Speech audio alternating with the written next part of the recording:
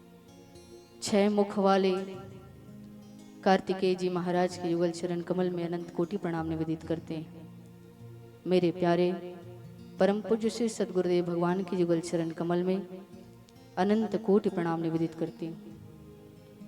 जगत के समस्त संत, गुरु, सदगुरु, मेरे माता पिता एवं आप सभी के हृदय में विराजमान साक्षात श्री सीताराम जी, श्री राधे श्याम, बाबा भोलेनाथ, माँ पार्वती की दिव्य अनुभूति करते हुए आप सभी के युगल चरण कमल में बारंबार प्रणाम करती हूँ।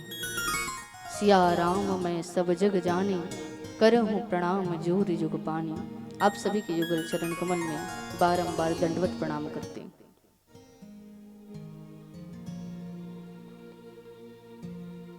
बोले उमापति महादेव की जय। परम पवित्र श्रीमद् शिव महापुराण और उससे भी पावन आपका दिव्य ग्राम इर्रा, जो छत्तीसगढ़ राज्य के दिव्य अंचल में बसा हुआ, धमतरी क्षेत्र में बसा हुआ यह स्थान पावन समय चैत्र नवरात्र के पावन पर्व में आज आप और हम सभी दिव्य बाबा भोलेनाथ के इस दिव्य कथा को श्रवण करने के लिए एकत्रित हुए हैं। इसमें सर्वप्रथम माँ जगदम्बा की अनुपम कृपा है। हम सभी जानते हैं कि माँ जगदम्बा के सबसे ज्यादा जो प्रिय हैं बाबा भोलेनाथ हैं। अगर कोई ज्यादा प्रसन्न हो तो क्या दे सकता है? अपनी सबसे प्रिय वस्तु को दे सकता है। सबसे ज्यादा व्यक्ति जब खुश हो जाता है, प्रसन्न हो जाता है, तो अपने पास छुपा कर रखे हुए अमूल्य रत्न को निकाल कर सामने वाले को दे देता है कि आप संभाल कर रखिए, ये हमारा सबसे प्रिय वस्तु है, संभाल कर रखिएगा।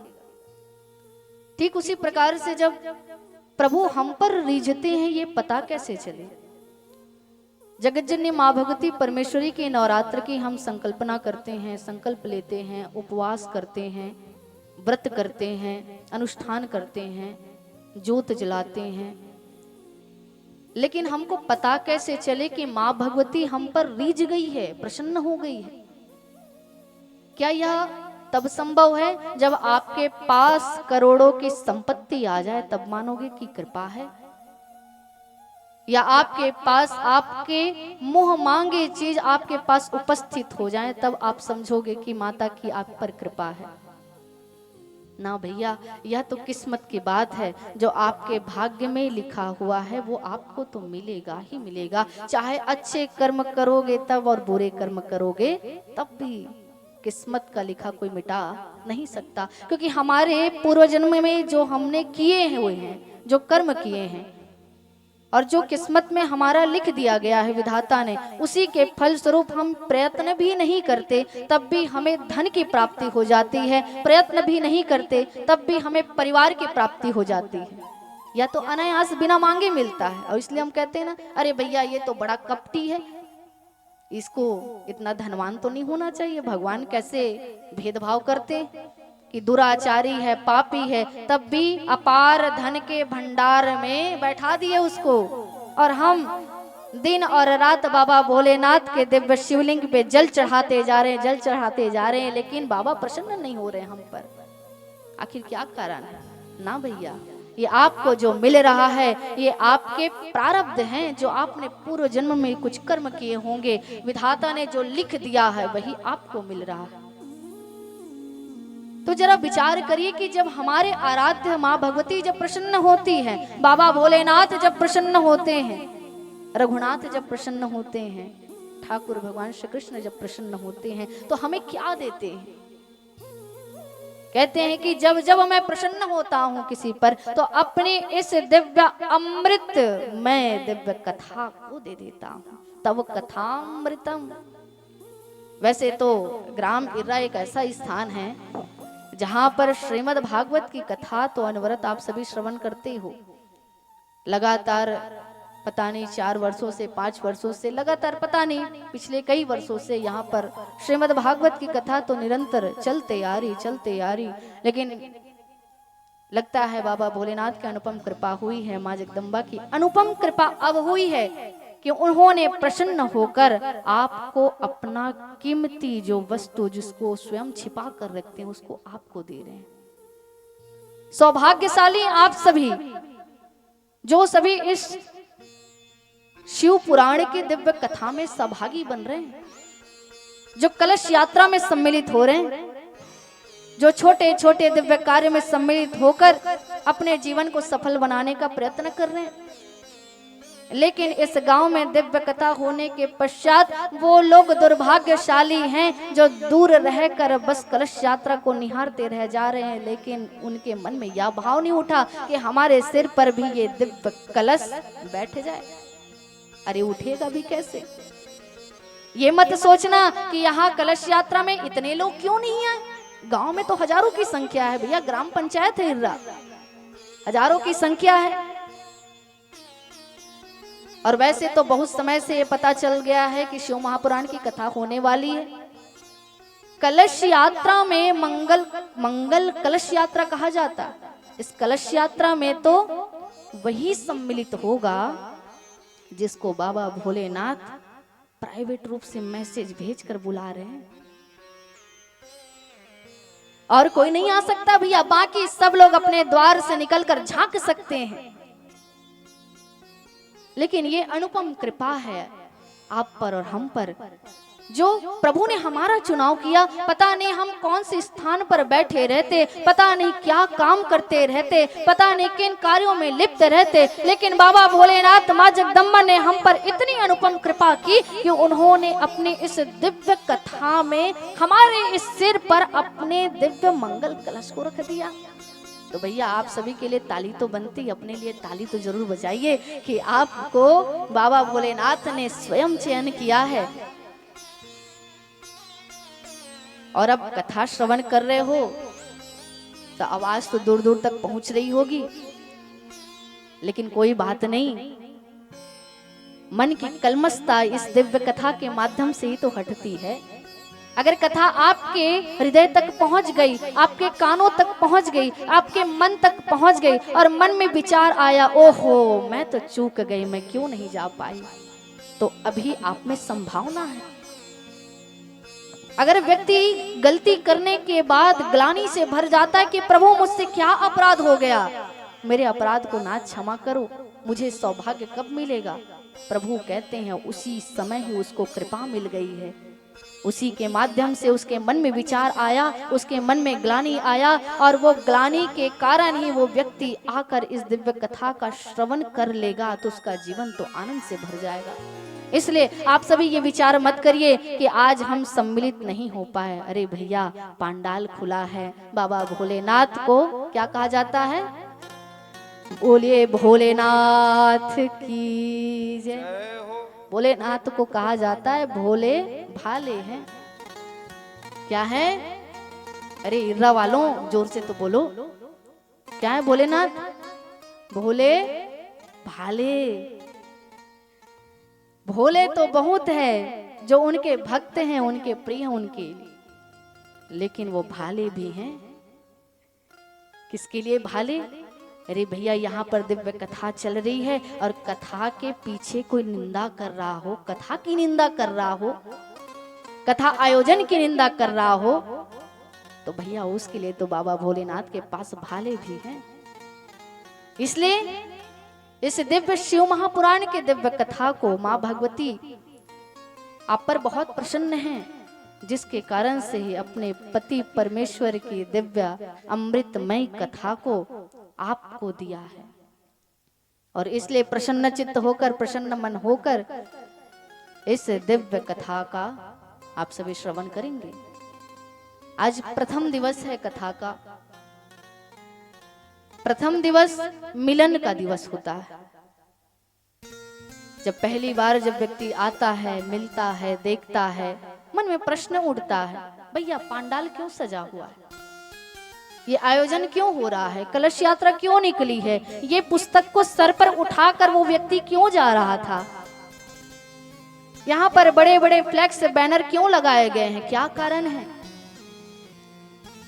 और प्रथम दिवस ही जान पहचान का दिवस है कि हम जानकारी ले लें कि शिव महापुराण है क्या, इसको क्यों सुनना चाहिए, क्या कारण है और क्या फल मिलता है।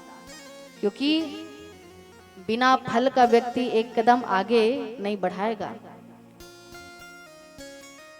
जब लोगों को बता दो ना कि भैया कथा में जाने मात्र से सारे संकट टल जाते हैं, तुरंत जाकर अपनी इमरजेंसी काम को छोड़कर जाकर बैठेगा, हाँ कि नहीं। देखो इर्रा वालों, आप सभी इतना कथा सुनते हो, माटी के बैला जैसे मत बैठे रहना, सिर को कम से कम ऐसे और ऐसे तो करते रहना। हाँ, बाबा भोलेनाथ के पास भी बैल है, लेकिन भैया वो तो मुंडी हिलाता है, लेकिन आप कैसे बैल हैं, बैल भी बनिए तो बाबा भोलेनाथ जिस पर विराजमान हो जाए वैसे बैल बनिए। और माटी के बैल को देखे हो आप सभी, तीज का उपवास रहते हो आप सभी, हाँ कि नहीं, बनाते हो ना, बैल बनाते हो माटी का, वो सिर हिलाता है, नहीं हिलाता है। तो वैसे जड़ की तरह मत बैठना। ये बाबा भोलेनाथ की कथा है, जब कथा में बैठो तो आनंद से बैठो, जब कथा में बैठो तो मस्ती से बैठो, यहाँ चिंता मुक्त होकर बैठना। और जब चिंता मुक्त होकर बैठोगे तब देखना ये कथा कैसे प्रवेश करती है। और निश्चित मानिए ये शिव महापुराण की कथा जैसे प्रारंभ हुई है, अंतिम होते तक आपके जीवन में जितने भी क्लेश होंगे, कला होंगे, उससे आपको छुटकारा मिल जाएगा। ये शिव महापुराण की कथा कह रही है, यहाँ पर कोई दिखावटी या फिर बनाने वाली बात तो कोई कही नहीं जाएगी। शिव महापुराण में जो व्यास देव जी भगवान ने जो लिख दिया है वही बात को आपके समक्ष रखा जाएगा।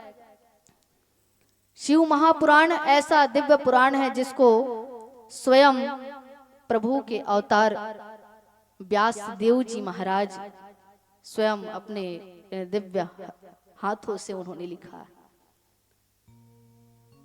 अच्छा, उनके मन में प्रेरणा कैसे आई? एक दिन वो तप कर रहे थे, ध्यान से सुनिए कथा को जजमान जी महाराज, हाँ ध्यान से सुनिए कथा को। देखिए पहले तो बता दें, जब सुन रहे हो कथा तो अच्छे से सुनना। यहाँ पर कोई परिवार नहीं बैठा है, यहाँ पर कोई समाज या रिश्तेदार नातेदार लोग नहीं बैठे। जब कथा सुनाने वाला अपना होना तो व्यक्ति के मन में भ्रम हो जाता है और भ्रम के कारण से कथा हृदय तक नहीं पहुंच पाती। इसलिए ये मर्यादा है, ये पूजन का महत्व है। हम शीश किसको झुकाते हैं बताइए तो, किसको झुकाते हैं शीश? हमारे से जो श्रेष्ठ होगा उसी को झुकाएंगे, और किसी और को झुकाएंगे क्या? अपने बच्चों को झुकाओगे? नहीं। लेकिन आपने व्यासपीठ पर मस्तक नवाया है, इसका अर्थ आप व्यास की महिमा को समझते हैं, वो आपसे श्रेष्ठ हैं। इसलिए जितने भी रिश्तों के बंधन आपके मन में होंगे उसको अभी कुछ कथा के दौरान तक के लिए छोड़ दीजिए कि कौन क्या है, भूल जाइए भैया। यहाँ पर यहाँ कोई किसी का नहीं है, ये तन किसी का है दिया। माध्यम आपको तो बनाया लेकिन तन किसी का दिया हुआ है। और ये देखिए, माता पिता को, गुरु को, आचार्य जो हैं, गुरु हैं, इन्हीं को भगवान का स्वरूप माना गया है। पता है क्यों? क्योंकि यही इस धरती पर लाने के लिए माध्यम बनते हैं, इसलिए उनको भगवान कहा गया है।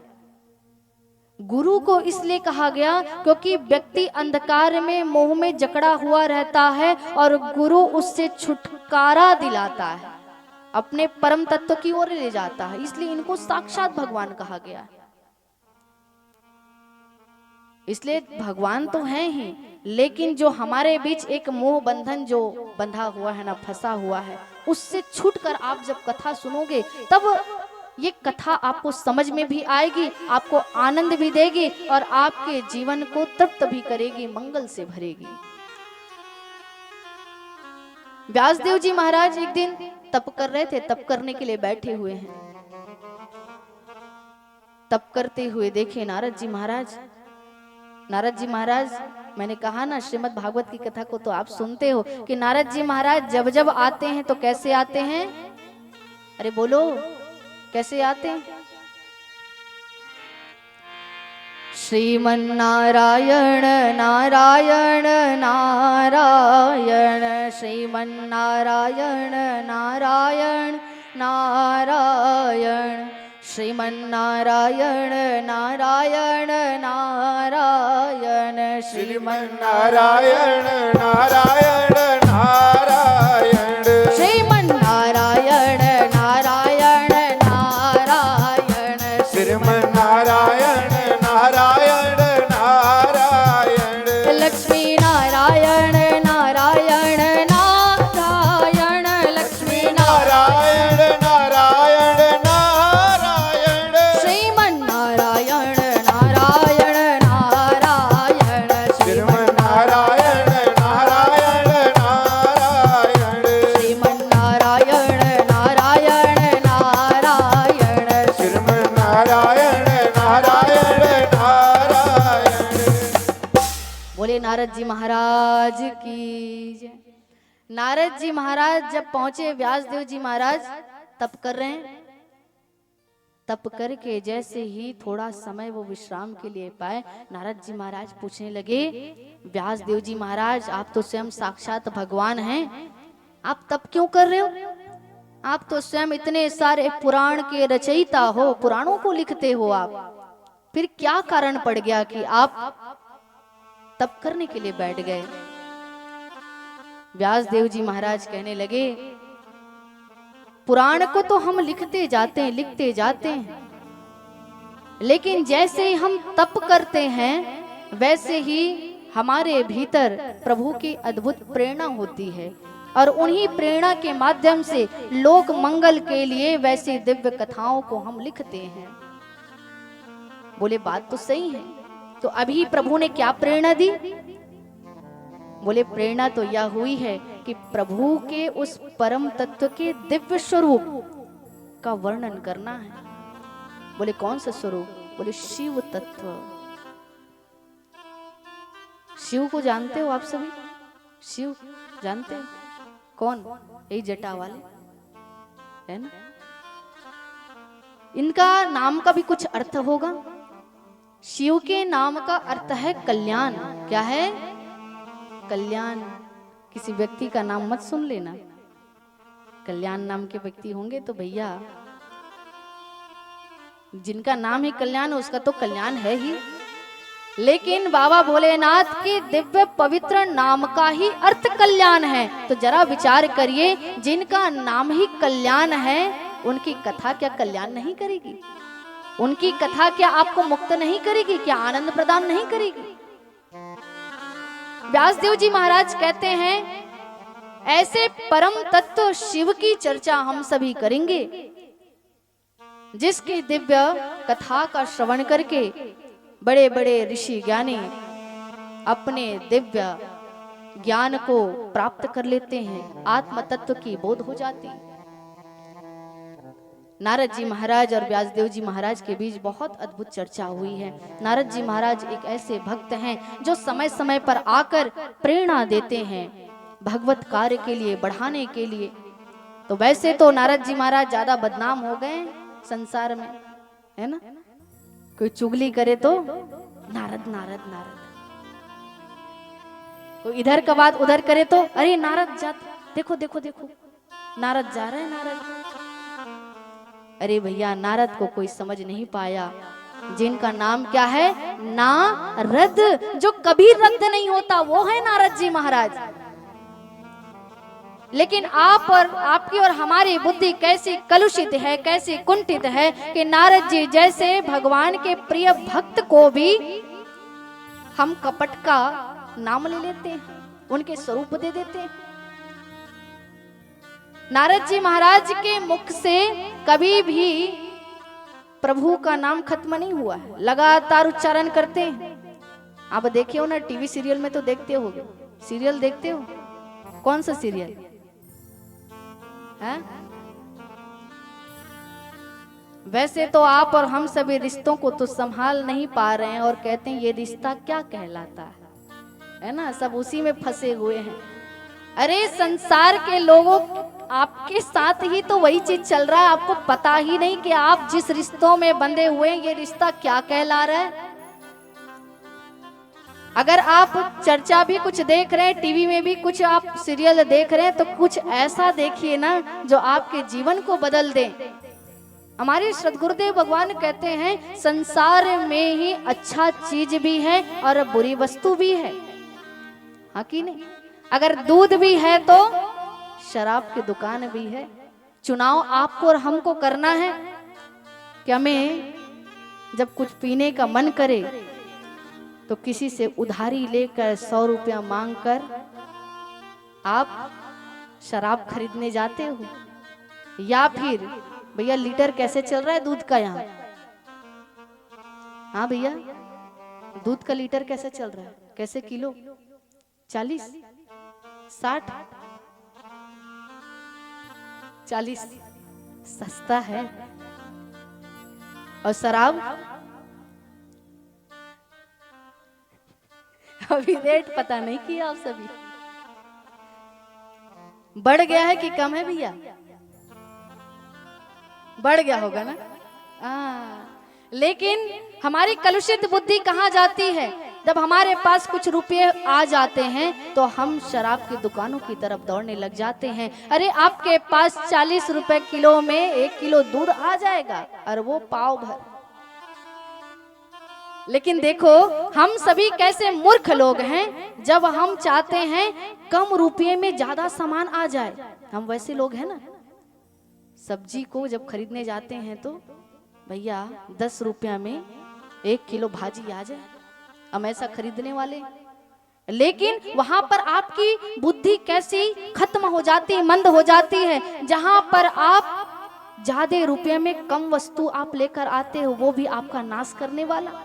तो ध्यान रखिएगा, ये संसार में अच्छी वस्तु भी है और बुरी वस्तु भी है। चुनाव आपके हाथ है कि आप दूध को स्वीकार करते हैं कि मदिरा का पान करते हैं। वैसे तो सब कहते हैं कि मोबाइल जीवन को बर्बाद कर दिया है। अरे भैया, मोबाइल तो हमारे पास भी है, हमारा जीवन तो आबाद हो गया। आपके पास कौन सा नया मोबाइल है जो आपके जीवन को बर्बाद कर रहा है, आपके बच्चों को बर्बाद कर रहा है? तो ध्यान रखिए, आपके पास अगर मोबाइल है, कुछ भी वस्तु है, तो उसमें अच्छी भी चीजें हैं और बुरी भी चीजें हैं। चुनाव आपको ही करना है कि उसमें कौन सी अच्छी चीजों को निकाल कर अपने जीवन को आप सार्थक कर लें। ठीक उसी प्रकार से इस दिव्य शिव महापुराण में भी ऐसी अमृत कथा है, लेकिन कलुषित बुद्धि वाले इसमें भी खोट निकाल लेते हैं। कैसे खोट भैया? अरे भैया, पांडाल वहां का अच्छा था, यहाँ का तो थोड़ा सा। अरे साउंड वहां का अच्छा था, अरे संगीत वाले वहां के अच्छे आए थे, अरे वहां ज्यादा भीड़ थी, अरे वहां देखो कौन कैसे सजकर आया था। अरे भैया, आपकी बुद्धि कहाँ चली गई है? आप सुनने आए थे बाबा भोलेनाथ की अमर कथा और देखकर क्या चले गए? जाते हो धाम में दिव्य दर्शन के लिए, आपकी जो ये नेत्र है वो कहाँ पड़ जाती? वही नालियों में, वही कचड़ों में। आप देखने क्या गए थे? क्या कभी विचार नहीं करते कि हम क्या सुनने गए हैं, क्या देखने गए हैं, क्या पीने गए हैं, क्या पाने गए हैं और क्या लेकर जा रहे हो? ध्यान रखिए, यहाँ पर इस दिव्य कथा पांडाल में जो भी व्यक्ति प्रवेश करेगा उसको तो निश्चित ही फल मिलेगा, लेकिन सबको अलग अलग मिलेगा, सबको अलग अलग मिलेगा। भैया, जो आयोजन कराए हैं, जो इतना खर्चा किए हैं, वो तो स्पेशल है ही, क्योंकि उन्होंने अपना तन भी दिया है, अपना मन भी दिया है और अपना धन भी दिया है। धन किसी के पास से आसानी से निकलता नहीं। इस कलयुग में अगर कोई व्यक्ति धर्म के नाम पर धन का उपयोग कर देता है तो भैया वो महान व्यक्ति है, क्योंकि उन्होंने अपने ही जीवन के लिए नहीं, लोगों के कल्याण के लिए भी ऐसा आयोजन किया है। तो भैया आप तो हैं स्पेशल, लेकिन आप भी चूकिएगा मत, आप भी ध्यान पूर्वक इस कथा का आयोजन कराए हैं, कथा का दिव्य भाव से श्रवण करिए। तो हमने कहा कि अलग अलग लोगों को अलग अलग फल मिलेगा। क्यों? व्यास देव जी महाराज कहते हैं श्रवण के भेद में फल के भेद में भी अंतर हो जाता है। कथा तो चल रही है, पता नहीं आपके मन में क्या मांग है, क्या सोच कर आए हो, तो भैया प्रभु तो वही देंगे जो आपके जीवन के लिए उचित हो। अच्छा, किसके किसके मन में ये शंका होती है कि भगवान को हम जो मांगते हैं वो नहीं मिलता है? हाथ उठाओ तो। अरे हाथ उठाओ ना भाई।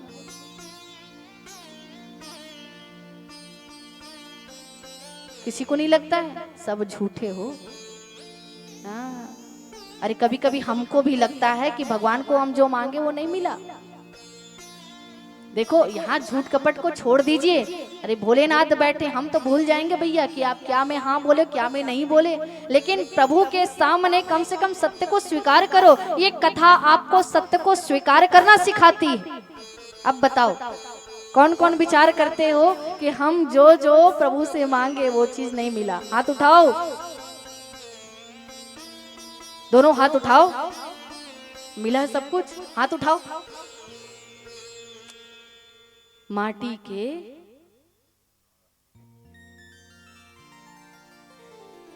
बोले उमापति महादेव की जय। हाँ, ढीठ बन के जड़ बन के मत बैठो यहाँ पर। जो बोलते जा रहे हैं वो करते जाओ, क्योंकि महाराज जी भी जानते हैं हमारे महाराज जी। अब बताओ, महाराज जी बोले कि पुष्पम समर्पयामि, आप चावल चढ़ाओगे तो भड़केंगे ही महाराज जी, हाँ कि नहीं? क्योंकि देवता अपने आंचल को फैला कर रखे कि यजमान हमको पुष्प दे रहा है। तो अगर बात को नहीं मानोगे तो भैया सब चीज कट जाएगा। इसलिए एक एक बात का अनुसरण करते हुए यहाँ पर तो सत्य को स्वीकार करना पड़ेगा। हमको और आपको लगता तो है कि हम और आप जो मांगते हैं वो हमको नहीं मिलता, लेकिन हम सभी मूर्ख और भूले हुए लोग हैं। अच्छा ये बताओ, किसी बच्चे को सर्दी लगी हुई है ना, और वो आइसक्रीम खाने का जिद कर रहा है, आप बताओ दोगे उसको आइसक्रीम? आइसक्रीम दोगे कि झापड़ दोगे? हाँ, झापड़ दोगे ना? हम दंडित करेंगे, उसको आइसक्रीम नहीं देंगे। क्यों नहीं दोगे भैया? वो तो आपका बच्चा है, आपके ही कोख से जन्म लिया बालक है। आप उसको दंडित क्यों कर रहे हैं? उसकी मुंह मांगी इच्छा को पूर्ति क्यों नहीं कर रहे हैं? क्योंकि आपको पता है कि यह आपके बालक के लिए उचित नहीं है। आपको पता है कि कौन सा वस्तु आपके बालक को ऊर्जा दे सकती, वही चीज आप अपने बच्चों को देते हैं। तो जरा विचार करिए, हमारे और आपके पिता कौन हैं? माता पिता बैठे हैं दोनों। हाँ, बोले उमापति महादेव की जय। तो जब बाबा भोलेनाथ हमको देना चाहेंगे तो क्या ऐसी चीज को देंगे क्या जिससे हमारा और आपका नुकसान हो? देंगे ऐसा? नहीं, कभी नहीं देंगे। वो वही चीज हमको देंगे जिसमें आपको और हमारा भला है। इसलिए जितना प्राप्त है उतना पर्याप्त है, नहीं तो सर्वत्र दुख व्याप्त है। हर जगह दुख है, नहीं तो ये मांग कभी खत्म होने वाला नहीं है। मांगो तो ऐसा चीज मांगो जैसा बाबा भोलेनाथ रघुनाथ से मांगते हैं। क्या मांगते हैं? बार बार वर मांगहु हर्षि देहु श्री रंग, पद सरोजयन पायनी, भक्ति सदा सत संग। क्या मांग लिया? बार बार वर मांगहु हर्षि देहु श्री रंग, पद सरोजयन पायनी, भक्ति सदा सत्संग।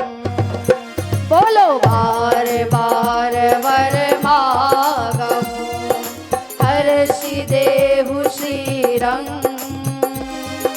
पद सरोजयन पायनी भगति सदा सतसंग।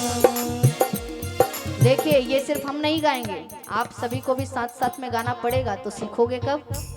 भोलेनाथ के सामने जब मांगना हो तो ये धन संपदा इसको मत मांग लेना। ये ऐसे तुच्छ चीजें हैं जो आज हैं कल दिखाई नहीं देगी।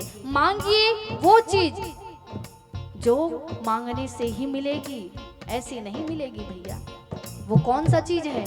बार बार वर मांगहु हर्षि देहु श्रीरंग पद सरोजयन पायनी भगति सदा सतसंग। बोलो बार बार वर मांगहु हर्षि देहु श्रीरंग पद सरोजयन पायनी भगति सदा सतसंग। बोले उमापति महादेव की जय हो। बोले उमापति महादेव की जय हो। जजमान जी महाराज आप एक्सरसाइज करते रहिए। हाँ आपके लिए ज्यादा आवश्यक है, क्योंकि ये कथा एक दिन की नहीं है भैया, ये तो अभी 7 दिन चलेगा। और आपने तो बड़ा सुंदर जग भी रचा है जो 9 दिन का कार्यक्रम है। तो इसमें तो बहुत दौड़ा भागी करना है, सब जगह थकाइए लेकिन कथा में मत। हाँ कथा के लिए ऊर्जा से भरे रहिए, क्योंकि यही कथा ही आपको मंगल प्रदान करने वाली, आनंद प्रदान करने वाली। बाकी जो कर्मकांड है उससे आपका जीवन तो सुधरेगा ही, क्योंकि हाथ से किया गया कर्म का फल का भुगतान करना पड़ता है, चाहे वो फल अच्छा हो या बुरा हो। अच्छी अच्छी चीजें जब दिखाई देती है तो मेरा है मेरा है मेरा है, और बुरी चीजें मिले तब अरे नहीं भैया ये तो भगवान से मांगे नहीं थे, कौन सा बेटा मिल गया भगवान, कौन सी बेटी आ गई हमारे घर पे, कौन सी सास मिल गई, कौन सी बहू मिल गई। ये आपके और हमारे प्रश्न हैं जो हम प्रभु से बारंबार प्रतिदिन करते हैं और हर व्यक्ति करता है। इसमें से कोई एक व्यक्ति मत सोच लेना कि उसको बोल रहे हैं, इसको बोल रहे हैं, अरे तुमको बोल रहे हैं। यहाँ हर एक व्यक्ति बैठे हुए हैं ना, आप और हम सभी एक बराबर हैं। अगर आप और हम सभी पापी ना होते तो भैया यहाँ कैसे होते? आकी नहीं, हम और आप सभी एक बराबर हैं, पापी ही हैं। कितने बुरे कर्म किए हैं, इसी कारण से आज हम सभी इस मनुष्य योनि में भटक रहे हैं। लेकिन वो प्राणी जिसको कथा मिल जाती है उसके जीवन में संभावना बढ़ जाती है कि उसके जीवन का उद्धार हो सके। इसलिए ध्यान पूर्वक इस दिव्य कथा का श्रवण करिएगा। ध्यान से ध्यान से ध्यान से, ये बार बार क्यों कहा? क्योंकि एक समय की बात बाबा भोलेनाथ और मां सती दोनों भ्रमण करने के लिए निकले थे। और कहाँ गए? कुंभज ऋषि के आश्रम में गए। किसके आश्रम में? कुंभज ऋषि के आश्रम में गए। जाकर जब प्रवेश करते हैं, कुंभज ऋषि व्यास पीठ पर विराजमान है। बाबा भोलेनाथ को जैसे ही देखे, कुंभज ऋषि भोलेनाथ को देखते हुए आंखों में अश्रुधारा लेते हुए तुरंत ही उतर कर दौड़ पड़े। अरे बाबा भोलेनाथ आए, बाबा भोलेनाथ आए। और जाकर बाबा भोलेनाथ के चरण में जल चढ़ाकर प्रक्षालन करने लगे, आंसुओं से धोने लगे, प्रणाम करने लगे, बार बार दंडवत करते, बार बार निहाते भोलेनाथ को। मां सती को इसी समय भ्रम हो गया, अरे भैया एक कथा कहने वाला तो हमारे ही स्वामी का पैर पड़ रहा है। इसका अर्थ हमारे पति से भी ये छोटे स्तर में है। ये अब कथा सुनने में अब क्या रस लगेगा?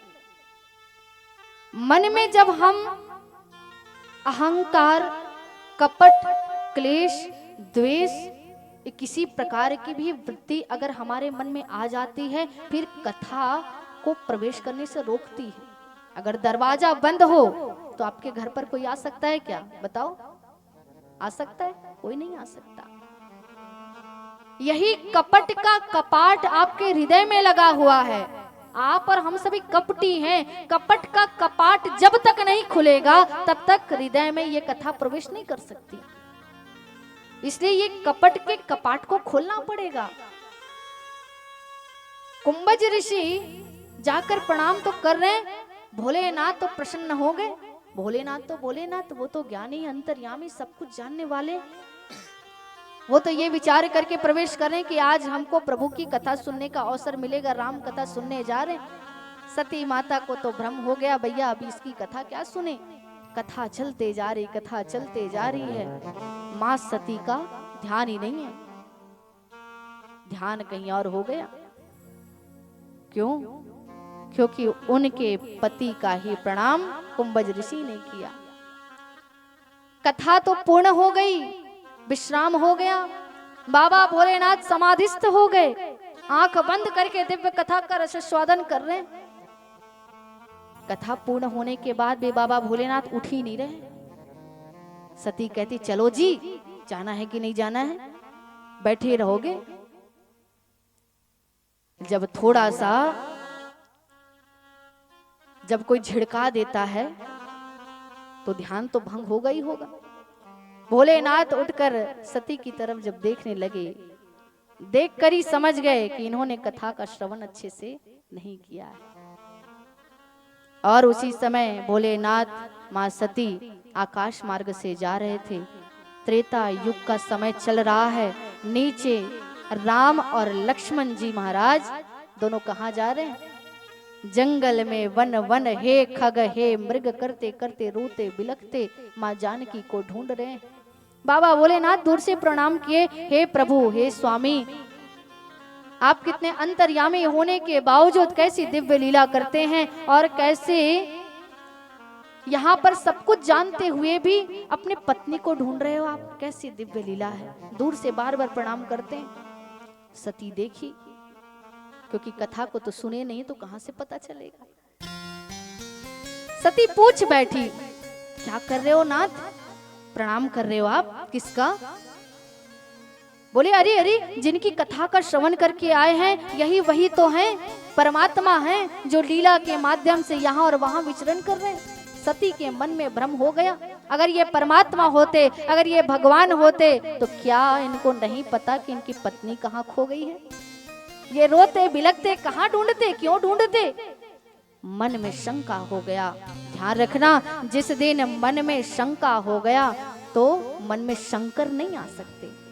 मन में या शंका रहेगा या शंकर रहेंगे। शंका को हटा दोगे तो शंकर प्रवेश कर जाएंगे, और अगर शंका बैठ गई तो शंकर प्रवेश नहीं कर सकते। सती के जिस दिन मन में शंका हो गई, अरे उसी दिन से बाबा भोलेनाथ उनके हृदय से निकल गए। अरे और क्या कथा का श्रवण करेंगे आप सभी कि उनके जीवन से भी निकल गए, उनको अपने देह का भी त्याग करना पड़ा।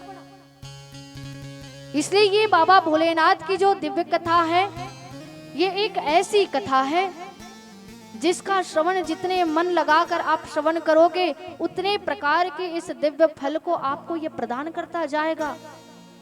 इसलिए ध्यान से सुनना, कहीं भटक मत जाना। कोई इधर चलकर आ रहा होगा, कोई उधर चलकर आ रहा होगा, किसी का फोन आ रहा होगा, कोई बुला रहा होगा, ना भैया कह देना कि अभी मैं कथा में हूँ, थोड़ा देर रुक जाना।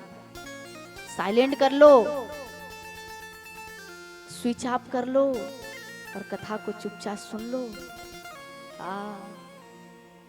यहाँ पर कोई किसी का ना पति, ना पत्नी, ना बच्चे और ना ही सगा, ना संबंधी। आप भी यजमान बैठे हो। आज की कथा इसलिए ये प्राथमिक है क्योंकि 7 दिनों में आपके घर मेहमान भी बहुत आएंगे, रिश्तेदार आएंगे, नातेदार आएंगे। कोई कुछ और देकर चला जाएगा, कुछ और देकर चला जाएगा, लेकिन भैया ध्यान रहे, आपका ध्यान न भटके। रिश्तेदार को क्या कहा जाता है? ये अपने हैं। क्या है? अपने हैं। लेकिन अपने तो वही होते हैं ना जो आपको समझ सके। अगर आपके भाव को कोई नहीं समझ पा रहा है तो भूल में मत रहना, वो आपका अपना नहीं हो सकता, सगा नहीं हो सकता। आपके धर्म कार्य में जो सहयोगी नहीं बन सकता वो आपका अपना नहीं हो सकता। आपके जीवन के दुख के समय, सुख के समय सहयोगी नहीं हो सकता, वो आपका अपना नहीं हो सकता। ये नाम के ही रिश्ते हैं और इसको नाम से ही चलने दीजिएगा, ज्यादा इसमें प्रवेश करने की आवश्यकता नहीं है। इसलिए बहुत से रिश्तेदार आएंगे, नातेदार आएंगे, लेकिन इसमें भूल मत जाना, आप दिव्य कथा में ही अपना मन लगा कर रखना। अगर आपके अपने होंगे तो वो ना भला समझेंगे ना बुरा मानेंगे, वो तो दिव्य कथा को सुनकर आपको बार बार प्रणाम करके जाएंगे। वो आपके अपने हैं, क्योंकि उसको भी तो पता है कि आप आयोजन करे तो कथा में व्यस्त हैं, तो आप उनको समय नहीं दे पाए। लेकिन अगर ऐसे लोग कोई रूठ गए कि भैया हमको समय नहीं दिया, हमारे पास नहीं बैठे, हमसे चर्चा नहीं किए, हमको कुछ दिए नहीं, तो उसी दिन से समझ लेना कि भैया ये खतरनाक लोग हैं, ये कोई आपका अपना नहीं हो सकता। ये तो बस आपको नोचने आया है, टोचने आया है, आपकी कथा में विघ्न बाधा पहुंचाने आया है, ये आपका अपना नहीं हो सकता। इसलिए ये 7 दिन की कथा पूरी तरह से बाबा भोलेनाथ माँ पार्वती के चरण कमल में समर्पित कर दीजिए, क्योंकि पता नहीं ये समय कब मिलेगा कि नहीं मिलेगा। आप और हम सभी जानते हैं कि ये दिव्य कथा चलते तो रहती है, जीवन चलता रहता है, श्वास चलता रहता है, तब तक समझ नहीं आता है। लेकिन जब कोई एक अर्थी सामने जाते रहती है, उसी समय हमें सब बातों का ध्यान हो आता है कि हमें भी एक दिन जाना है। ये कथा आपको इसी बात से अवगत करा रही है कि आपका कोई भी श्वास अंतिम श्वास हो सकता है। इसलिए इस अंतिम श्वास के ही कारण ही सही दिव्य कथा का श्रवण कर लीजिए और ध्यान से सुनिए। और इस व्यासदेव जी महाराज कौन है? गुरु हैं। कौन है? गुरु हैं। इनके वचन को संभाल कर रखिए। कैसे रखेंगे? हाँ, आपका पति के साथ गठबंधन हुआ ना, तो कैसे हुआ भैया? कस के बांध दिए ना, हाँ गठबंधन हो गया। संभाल कर, जब मैया पैसे को जब रखती है अपने पास तो क्या करती है? आंचल में लेती है और कोने में करके अचरा में कस के बांध देती है। और ऐसे पैसा की छूटे में भी, छुड़ाने पर भी ना छूटे, इतना कस के बनता है। ठीक उसी प्रकार से ये गुरु के वचन को भी बांध कर रखिएगा। कहां पर बांध कर रखिएगा? हृदय में संभाल कर रखिएगा। गुरु वचनों को रखना संभाल के, एक एक वचन में गहरा राज है। जिसने जानी है महिमा गुरु की, उसका डूबा कभी ना जहाज है।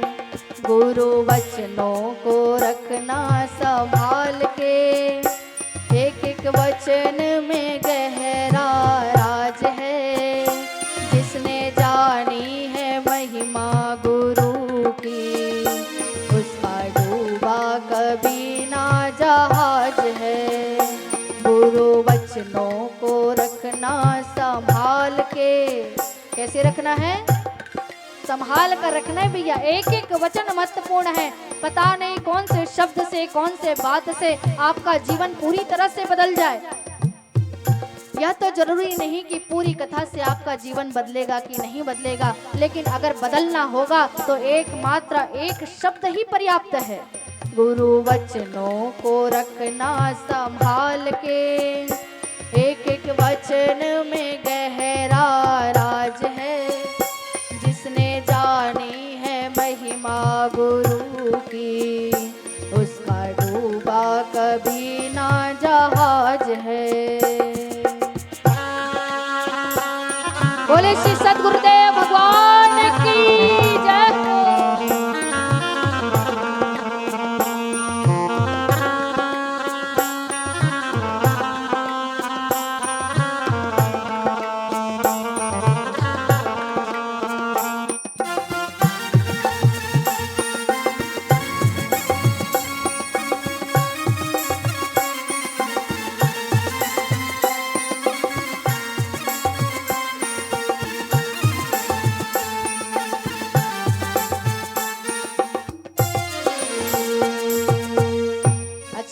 बताओ, आप सभी खेत जाते हो? जाते हो? खेत जाते हो? कौन कौन जाते हो? सब लोग गए हो? हाँ जाते हो। अब खेत जाने वाले को अलग भाषा मत समझ लेना भैया कि लोटा पकड़ के जाते हैं, वो वाला नहीं बोल रहे हैं। खेत देखने जाते हो कि नहीं जाते हो? हाँ।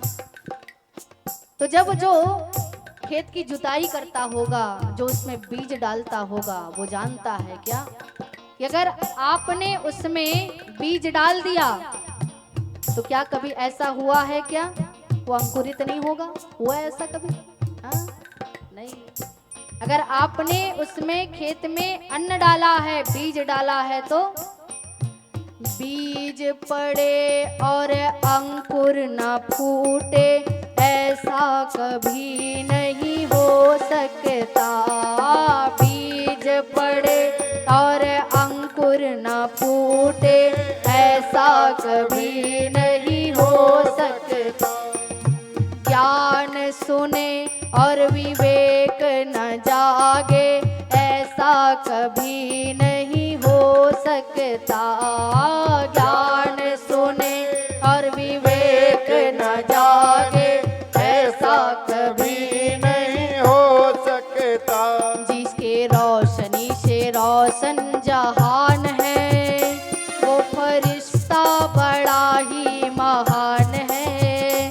जिसने जानी है महिमा गुरु की उसका डूबा कभी ना जहाज है।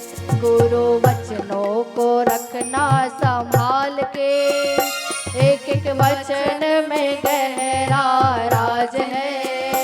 जिसने जानी है महिमा गुरु की उसका डूबा कभी ना जहाज है। जय हो बोले उमापति महादेव की जय हो।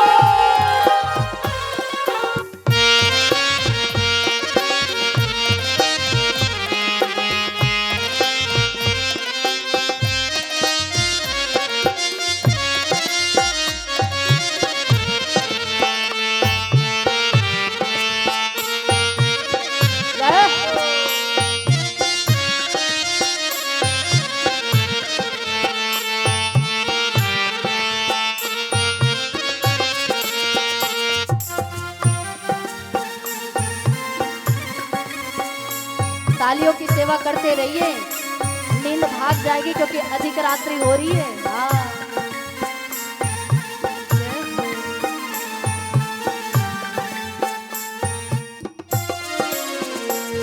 ध्यान रखिए, गुरु की आवश्यकता जीवन में क्यों है। जब जीवन में ठोकर लगता है, कष्ट पहुंचता है, तब क्या होता है? ठोकर लगे सतगुरु न संभाले ऐसा कभी नहीं हो सकता। ठोकर लगे सतगुरु न संभाले ऐसा कभी नहीं हो सकता। ठोकर लगे सतगुरु न संभाले ऐसा कभी नहीं हो सकता। ठोकर लगे सतगुरु न संभाले ऐसा कभी नहीं हो सकता। जब हम पुकारे और वो न आए ऐसा कभी नहीं हो सकता।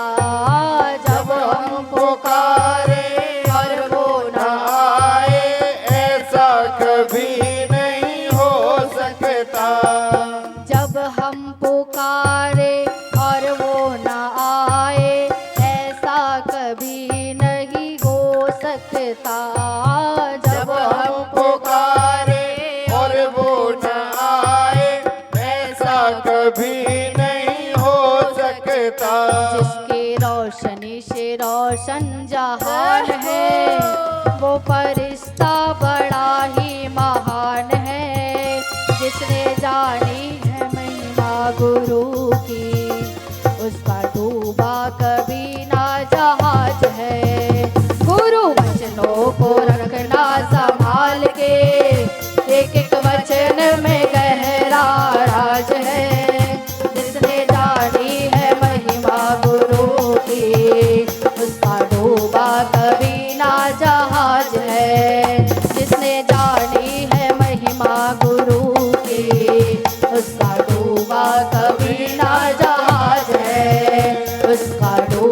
कभी ना जहाज है, उसका डूबा कभी ना जहाज है, उसका डूबा कभी ना जहाज है, उसका डूबा कभी ना जहाज है।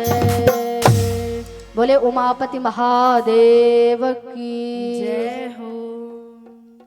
गुरु वचनों को रखना गठरी बांध के, एक एक वचन में गहरा राज है। और जिसने जान लिया गुरु क्या होता है, उसकी महिमा क्या होती है, उसका जो जीवन का जो नैया है वो डूब नहीं सकता भैया, वो तो इस भव सागर से पार हो जाएगा।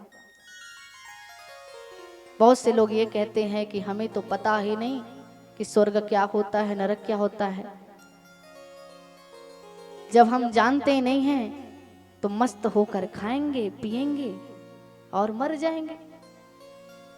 तो भैया एक ही जीवन मिला है, चाहे आप मस्ती से गुजार लो या मस्त होकर भगवान भोलेनाथ के दिव्य कथा को कह लो या सुन लो। यही जीवन है।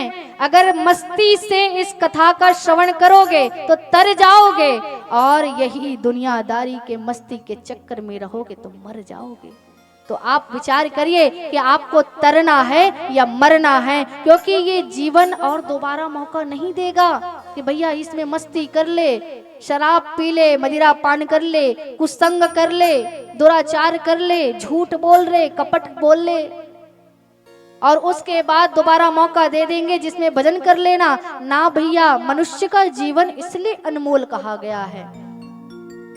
मनुष्य का जीवन अद्भुत है, अनमोल है, और इसी में ही हमको अपनी गृहस्थी भी बसानी है, अपनी पढ़ाई भी पूर्ण करनी है, अपनी जीविका भी चलानी है, भगवान का भजन भी करना है और मोक्ष को भी प्राप्त करना है। अरे कैसे करोगे? आपके तो छोटे से ये परिवार नहीं चल पा रहे हैं, परिवार नहीं संभल पा रहे हैं, आप कहां से मोक्ष को प्राप्त कर लोगे? तो यही 7 दिन की कथा है, ये प्रयास करती है। व्यासदेव जी महाराज आपको इस कथा के माध्यम से प्रयास कर रहे हैं कि किसी न किसी माध्यम से आपके जीवन में मंगल तो हो। हम नहीं जानते कि हजारों लोगों की यहाँ पर भीड़ तो हो जाएगी कुछ दिन बाद, लेकिन किसके जीवन में बदलाव आएगा नहीं आएगा। हमको तो आज आश्चर्य भी लगा। वैसे तो इर्रा के लोग इतने दिव्य शिव भागवत की कथा सुनते हैं, श्रवण करते हैं। जब दिव्य कलश यात्रा चल रही है, लेकिन किसी के मस्तक नहीं झुके। सब घर के बाहर वहीं पर द्वार द्वार पर खड़े रहे, लेकिन मस्तक नहीं झुका। अरे भैया, आप किसी व्यक्ति को प्रणाम नहीं कर रहे, आप किसी जाति को प्रणाम नहीं कर रहे, आप किसी को प्रणाम नहीं कर रहे, कम से कम बाबा भोलेनाथ का वो दिव्य स्वरूप शिव महापुराण आपके द्वार से निकल रहा है, आपका मस्तक नहीं झुका। आपके चेहरे बुझे बुझे से, आखिर द्वार पर झांक किसको रहे थे, क्यों झांक रहे थे? हमको आश्चर्य हुआ। वैसे कहने की बात नहीं, लेकिन अगर व्यासपीठ से ना कहा जाए तो फिर कहाँ कहा जाएगा? अगर इतनी कथा आपने श्रवण की है, अगर आपके आचार व्यवहार में बदलाव नहीं हुआ है, तो ये कथा आपके जीवन में कुछ नहीं कर सकती। कोई तंत्र करवा रहा है, कोई मंत्र करवा रहा है, कोई भभूति मांग रहा है, कोई और पता नहीं कितने कितने तांत्रिकों के पास जाकर अपने जीवन को सुधारने का प्रयास कर रहा है। अरे भैया, कथा ये अगर जीवन सुधरेगा तो कथा से ही सुधरेगी और किसी से नहीं सुधरेगा। अगर मंत्र के लिए आप पीछे पड़ोगे तो ये मंत्र क्षणिक भर का काम है और उसके बाद वो मंत्र का असर भी खत्म हो जाता है। भभूति आप ले लोगे, भभूति का भी क्षण भर का काम है और उसके बाद उसका असर भी खत्म हो जाएगा। लेकिन कथा अगर आपके हृदय में अच्छे से प्रवेश कर गई तो ये परमानेंट हो जाता है। ये अमृत इसीलिए कहा गया है क्योंकि इसको जो पी लेता है, पान कर लेता है, फिर व्यक्ति इस संसार में रहकर मरता नहीं है। आप और हम सभी क्या सोचते हैं कि व्यक्ति एक दिन मर जाएगा, यही सोचते हैं ना? क्या सोचते हैं? व्यक्ति एक दिन मर जाएगा, लेकिन वो मरना क्या जिस रोज रात में मर रहे हो आप, पल पल क्षण क्षण मर रहे हो, दुख में मर रहे हो, कष्ट में मर रहे हो, पीड़ा में मर रहे हो, रोज तो मर रहे हो, हर क्षण तो मर रहे हो, बाद में क्या मरोगे? रोज तो मर रहे हो भैया। ये दिव्य कथा है, ये रोज के मरने से छुटकारा दिलाती है। आपने गलत समझ लिया कि मोक्ष का अर्थ होता है पूरी तरह से शरीर का अंत हो जाता है, उसके बाद हमको दिव्य पद की प्राप्ति हो जाती है, हमको मुक्ति मिल जाती है। ना भैया, मुक्ति का अर्थ है। नाम जब आप जप करते रहोगे तो वो आपको आपके शरीर को त्याग करने के बाद आपको मुक्ति प्रदान करा देगी। लेकिन दिव्य कथा तो वो कथा है जो आपको जीवित रहते रहते आपको मुक्ति दे देगी। प्रतिदिन आप रो रहे हो, झगड़े हो रहे हैं, कलह हो रहे हैं, कष्ट हो रहे हैं, दुख हो रहे हैं, उसका समाधान सिर्फ और सिर्फ कथा है। ये व्यथा, जितने जीवन की व्यथा है, ये कथा से ही खत्म होगी। यही व्यासदेव जी महाराज, नारद जी महाराज के बीच सुंदर चर्चा चल रही है। और कथा के सबसे बड़े रसिक हैं। जितने भी पुराण की कथा का आप श्रवण करेंगे तो उसमें देखेंगे कि सूत जी महाराज दिव्य स्थान पर बैठकर जब विराजमान होते हैं तो उनके आसपास दिव्य कथा के रसिक, कथा के प्रेमी, शौनक आदि महाराज उपस्थित हो जाते। जैसा व्यक्ति होगा वैसे ही उसके आसपास के लोग होंगे, हाँ कि नहीं? आसपास के लोगों को देखकर समझ जाओ कि वो व्यक्ति कैसे होगा।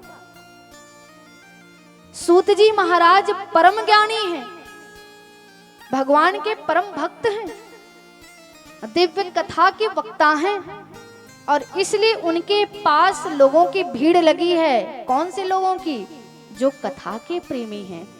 सूत जी महाराज विराजमान हैं।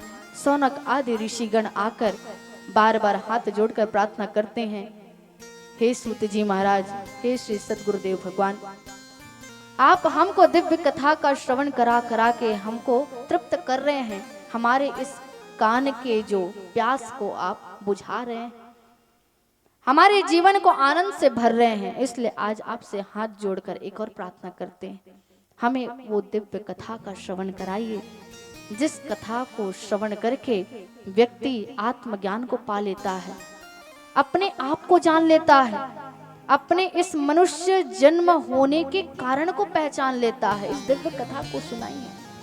बोले कौन सी कथा? बोले शिव तत्व की कथा का हम श्रवण करना चाहते हैं। सूत जी महाराज मुस्कुराकर आह्लाद से भरकर कहने लगे, धन्य है आप, अब महाभाग है जो आप दिव्य कथा को पूछ रहे हैं। यहाँ तो जब जब लोग व्यक्ति से एक दूसरे से मिलता है वो अपना दुखड़ा सुनाता है, और जिसको सुना रहे हैं वो सुनता तो है, लेकिन वो भी तैयारी कर रहा है तब तक कि मैं क्या वाला सुनाऊंगा, मेरे पास कौन सा दुख है। उसको आपके दुख में इंटरेस्ट नहीं है, वो इसलिए सुन रहा है ताकि आपके दुख को दूसरे के पास बता सके। अरे उसके घर में ऐसा हो रहा है। ये वो लोग हैं भैया। यहाँ हर व्यक्ति सोचता है कि हम किसी के पास बताकर अपने दुख को कम कर लें, लेकिन यहाँ पर कोई व्यक्ति ऐसा दिखता नहीं जिसको अपना दुख बता दें तो कम हो जाए। अरे भैया दुख को बता दोगे तो बढ़ जाता है ना। वैसे तो पहले की परंपरा थी कि दुख को कह दिया जाता था, खत्म हो जाता था। क्यों? क्योंकि सभी दुख को कहते थे गुरुदेव के पास। गुरुदेव भगवान किसी और के पास नहीं कहते थे दुख को बढ़ाते नहीं थे, दुख को खत्म करते थे। इसलिए कहा जाता था दुख बांटने से कम हो जाता है, इसलिए बांट लो भैया। लेकिन उल्टी गिनती कैसे भैया? सुख बांटने से बढ़ता है, दुख बांटने से कम होगा? नहीं, दुख बांटने से इस कलयुग में बढ़ता है, इसलिए दुख को मत बांटते फिरो। जो आप स्वयं चाहते हो, अगर धन चाहते हो तो धन को बांटो, प्रेम चाहते हो तो प्रेम बांटो, आनंद चाहते हो तो आनंद बांटो, अच्छा वाणी आप चाहते हो तो अच्छे वाणी को बांटो। आपने दिया नहीं, कैसे आप विचार करते कि आपको मिल जाएगा? नहीं मिलेगा, कभी नहीं मिलेगा। रोज जल चढ़ाओ, कुछ नहीं होने वाला आपका। रोज प्रणाम करो, कुछ नहीं होने वाला आपका। रोज भागवत महापुराण, शिव महापुराण की दिव्य आरती उतारो, कुछ नहीं होने वाला आपका। भगवान भोलेनाथ को मानते हैं, लेकिन बाबा भोलेनाथ क्या बताना चाह रहे हैं उसको नहीं मानोगे। यही एक गुरु थे, उसके 2 चेला थे। अब गुरुदेव महाराज की जब ऐसी कथा कहते हैं, बड़े भ्रमण करते हैं, जब विश्राम के लिए जाते तो आराम करने के लिए अपने बिस्तर पर लेटे। 2 चेला आ गए दौड़ते दौड़ते, हम सेवा करेंगे, हम सेवा करेंगे। हमको सबसे अच्छा बोले गुरुजी।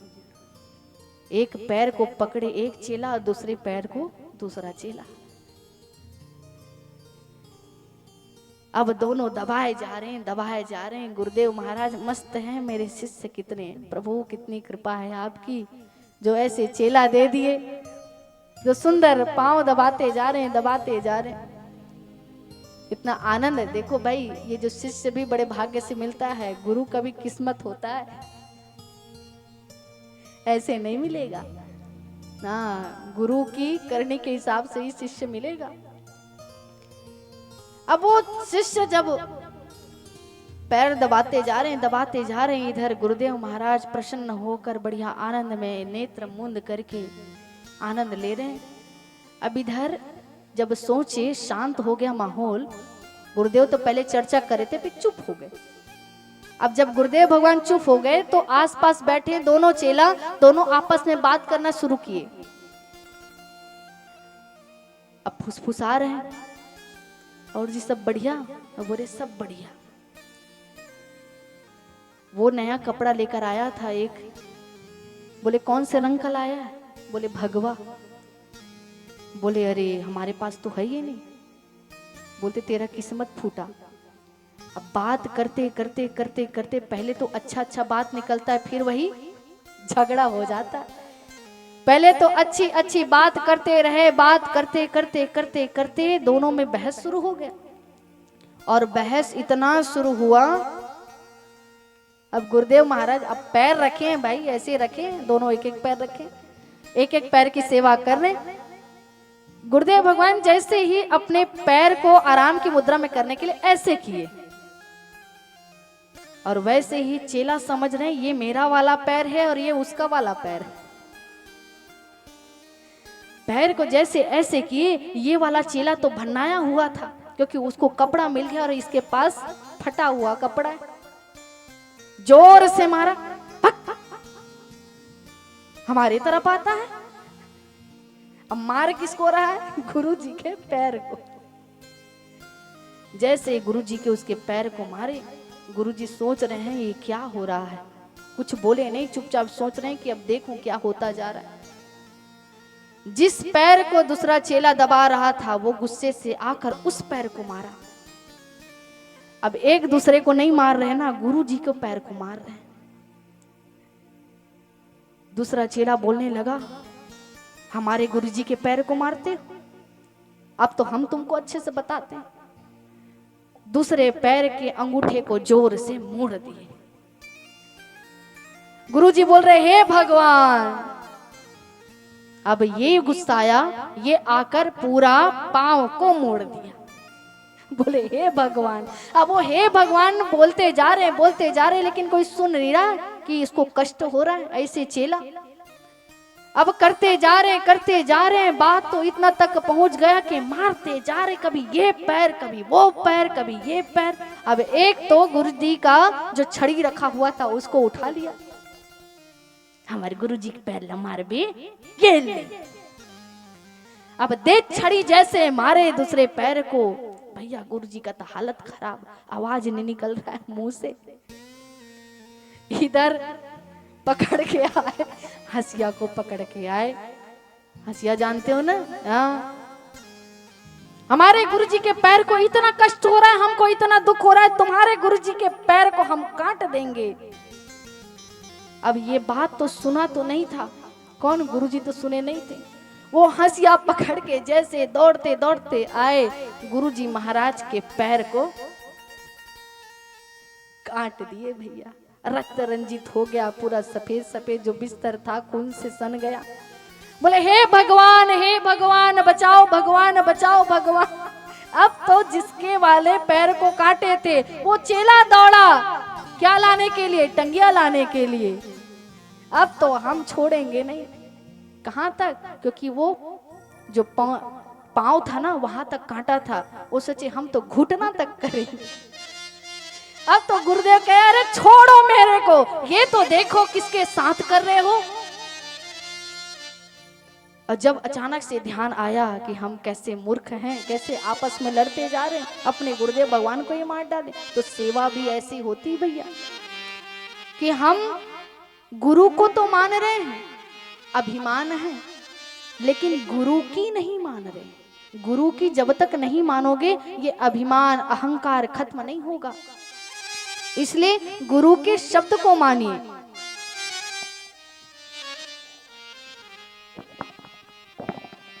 इसलिए गुरु के दिव्य शब्द को मानिए। जब सूत जी महाराज जब बैठे हुए हैं, सुंदर शौनक आदि जितने ऋषिगण हैं सब पूछने लगे कि दिव्य कथा को बतलाइए। तब सूत जी महाराज कहते हैं कि आओ मैं तुमको वो दिव्य कथा सुनाता हूँ जिस कथा को सुनकर सब आनंद से भर जाते हैं। तब कहते हैं कि ये शिव महापुराण की एक ऐसी कथा है जिसको सुनने के बाद फिर कुछ और सुनना बाकी नहीं रह जाता। हमारे गुरुदेव भगवान कहते हैं एक ग्रंथ, एक पंथ और एक संत। वक्ता बहुत सारी कथाओं को कहेंगे, कभी रामचरितमानस सुनाएंगे, कभी भागवत सुनाएंगे, कभी देवी भागवत, कभी शिव महापुराण, अनेक ग्रंथ हैं, अनेक कथाओं को सुनाएंगे, लेकिन आपका मन भ्रमित न होने पाए। ये सभी एक हैं। ये उनके लिए अलग अलग विभाग बनाए गए हैं। कोई भोलेनाथ को मानता है, भोलेनाथ किसी के इष्ट हैं, किसी के ठाकुर जी भगवान श्री कृष्ण इष्ट हैं, किसी के राम जी इष्ट हैं। उसी प्रकार से दिव्य कथा का श्रवण करना चाहिए। ये कथा में भेद मत करना कि हम शिव वाले हैं तो हम कृष्ण वाले तो हम राम वाले हैं। शिव महापुराण की दिव्य कथा को जो श्रवण कर लेता है, अरे इतनी क्या कहें, सूत जी महाराज कहते हैं कि जो शिव महापुराण जहां पर हो रहा हो उस पांडाल में अगर कोई प्रवेश कर लेता है, समझो भोलेनाथ उसको स्वीकार कर लेते हैं। बोले उमापति महादेव की जय। तो आज तो अपने भाग्य की सराहना करना कि बाबा भोलेनाथ ने आपको स्वीकार कर लिया है। और कहते हैं जो प्रतिदिन शिव पुराण के आधे श्लोक का भी पाठ करता है उसको बाबा भोलेनाथ अपने दिव्य लोक शिव लोक को प्रदान करते हैं, सिर्फ पाठ करने से। और तो और जो पाठ नहीं कर सकता, जो सुन लेता है किसी भी रीति से, उसको तो भी शिव लोक प्रदान करते हैं, अपने पास दिव्य स्थान प्रदान करते हैं। लेकिन सुनने में भी सावधानी रखने कहा गया है। सूत जी महाराज कहते हैं, सूत जी महाराज कहते हैं कि कथा का श्रवण भी सावधानी से करिएगा। कैसे करना है? जो व्यक्ति समर्थ है बैठकर श्रवण कर सकता है, लेकिन फिर भी आलस में लेटकर श्रवण कर रहा हो दिव्य कथा का, तो उसको नरक भोगने के पश्चात अजगर की योनि में जन्म लेना पड़ता है। जो शिव महापुराण की कथा को सुन तो रहा है लेकिन इसमें खोट निकालता है, कथा के प्रति, वक्ता के प्रति, आयोजक के प्रति, किसी भी व्यक्ति के प्रति जो इस कथा में सम्मिलित है, सहयोगी है, तो ऐसे व्यक्ति को नरक भोगने के पश्चात क्या मिलता है? गांव के सुअर का जन्म मिलता है। ध्यान से श्रवण करिए। और ऐसे व्यक्ति, बहुत से ऐसे व्यक्ति यहाँ पर होंगे जो कथा पांडाल में तो नहीं आएंगे, लेकिन ऊपर ऊपर में छत में बैठकर ऐसे सुनते रहते हैं। तो जो व्यास पीठ से ऊपर स्थान में बैठकर कथा का श्रवण करता है उसको अनेकों प्रकार के नरक भोगने के पश्चात कौवे की योनि में जन्म मिलता है।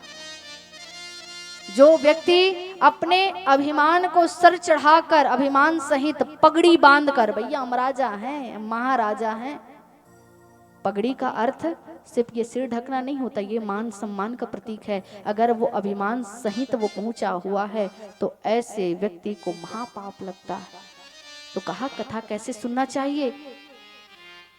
सूत जी महाराज कहते हैं कथा को ऐसे सुनो, बड़े प्रेम से, सरल भाव होकर, सहज हृदय होकर, यही मन में भाव कि जो दिव्य कथा हम सुन रहे हैं इसको साक्षात भोलेनाथ ही सुना रहे हैं। क्योंकि ये कथा को कहने वाले कोई और नहीं, बाबा भोलेनाथ स्वयं बताए हैं। किसको? नंदी जी महाराज को। अपने जितने गण हैं ना उनको कथा सुनाते रहते किसी ने पूछा, भोलेनाथ जी महाराज आप बताइए ना, आपके उत्पत्ति का कारण क्या है, आप कैसे आए, कैसे संसार की रचना है। उन्होंने कथा सुना दिया। फिर इस दिव्य कथा को सुनाया सूत जी महाराज ने शौनक आदि ऋषियों से, सब पूछते गए हैं तब ये कथा सुनाई जाती है। यहाँ पर शिव महापुराण में एक बात और कही गई है, क्या? जो व्यक्ति योग्य ना हो उसको कथा बिल्कुल मत सुनाना। कौन व्यक्ति योग्य ना हो? जो भोलेनाथ के प्रति द्वेष रखता हो, कपट रखता हो, ईर्ष्या रखता हो, ऐसे व्यक्ति को, दंभी को, पाखंडी को, कपटी को इस दिव्य कथा को सुनाना मत, नहीं तो भ्रम में फंस जाओगे। वो व्यक्ति तो जाएगा ही जाएगा, आपको भी लेकर डूब जाएगा। इसलिए आप अपनी चिंता करिए, दूसरों की चिंता भोलेनाथ पर छोड़ दीजिए। बोले उमापति महादेव की जय। शौनक आदि ऋषि पूछते हैं कि हे ऋषिगण, हे गुरुदेव भगवान, हमको बताइए शिव महापुराण की दिव्य कथा से सबको पुण्य लोक की प्राप्ति तो होती है, लेकिन क्या पापी भी इससे तरते हैं? हम सभी पापी तो हैं, कुछ ना कुछ पाप करके बैठे हुए हैं और करते जा रहे, पता नहीं भविष्य में कितना करेंगे। लेकिन शिव महापुराण की कथा क्या कहती है? जिन्होंने भगवान शिव की इस दिव्य कथा का श्रवण किया, उसके अब तक के किए गए सारे पाप खत्म हो जाते हैं।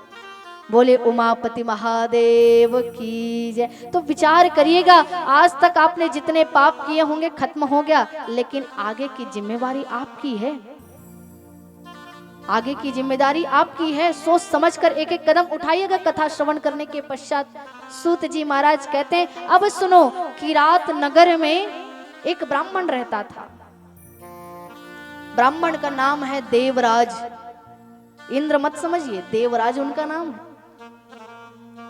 लेकिन जाति से ब्राह्मण, कर्म से वही लूटपाट करना, झूठ बोलना, मद्यपान करना, भोग विलास करना, कुसंग में जाना, वेश्यागमन करना, पराई स्त्रियों का संग करना, वैसे करते करते उसका जीवन बीता जा रहा था।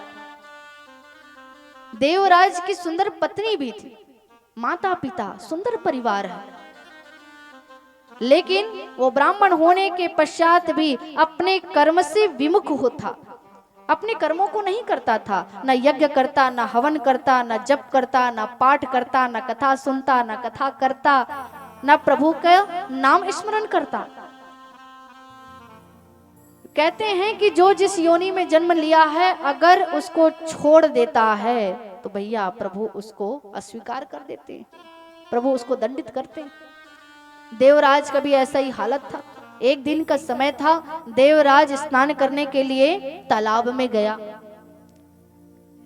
स्नान कर रहा था। स्नान करके जैसे ही तालाब से बाहर आए और उसी समय एक स्त्री पर नजर पड़ गई, जिसका नाम था शोभावती। क्या नाम था? शोभावती, जिसका नाम ही शोभा है। वो कौन थी? वो एक वेश्या थी, जो विचार कर रही थी कि ऐसा कोई सुंदर पुरुष आए जो मुझ पर मुग्ध हो जाए और मैं उसके संग में चलूं।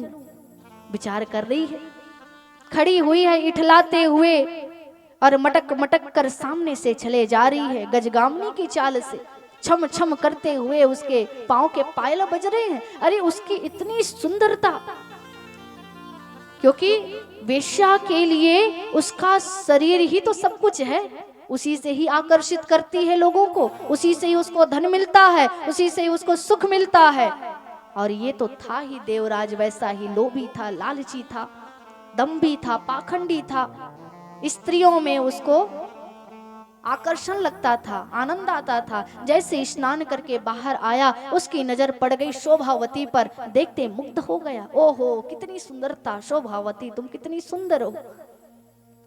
धीरे धीरे आगे बढ़ा और बातचीत जब आगे बढ़ी तो दोनों में बस 5 मिनट का समय और मित्रता हो गया। भैया मित्रता करनी हो तब भी 2 मिनट पर्याप्त है, और द्वेष करना हो तब भी क्षण मात्र पर्याप्त है। एक शब्द से आप मित्र बना सकते हैं और वही शब्द के माध्यम से आप शत्रु बना सकते हैं। चुनाव आपका है कि आप क्या करना चाहते हैं। देवराज अपने शब्दों के माध्यम से मुग्ध कर दिए शोभावती को। कहने लगे, आप इतनी सुंदर हो, आप इतनी सुशील हो, आपको देखकर मेरा मन आपकी ओर खिंचा चला जा रहा है, मैं आपके संग की कामना करता हूं। शोभावती कहने लगी, मैं चल तो सकती हूँ आपके साथ, लेकिन क्या आप मुझे पूर्ण रूप से अपनाएंगे? आप विवाहित हैं या अविवाहित? देवराज कहने लगा, मेरी तो पत्नी भी है, माता पिता है, सब हैं, लेकिन वेश्या को उससे क्या लेना देना। वो कहती, क्या तब भी मुझे अपनाओगे? देवराज कहने लगा, अहो भाग्य मेरे, जो ऐसे परम सुंदरी को मैं अपने जीवन में जीवन संगनी बनाऊंगा। और ऐसे कहकर शोभावती आकर्षित हो गई। शोभावती देवराज के साथ गुप्त विवाह करके प्रवेश किया घर की ओर। घर में जैसे ही प्रवेश किए हैं, आज पत्नी देखकर आश्चर्यचकित हो गई है। ओहो, ये किसके साथ मेरे पति हाथों में हाथ डाल के चले आ रहे हैं? ये है कौन? आज तक तो ऐसा इनका आव भाव स्वभाव नहीं देखा, लेकिन ये कौन है? और जैसे ही देखी रो पड़ी देवराज की पत्नी, क्योंकि एक जो स्त्री है वो सब कुछ देख सकती है।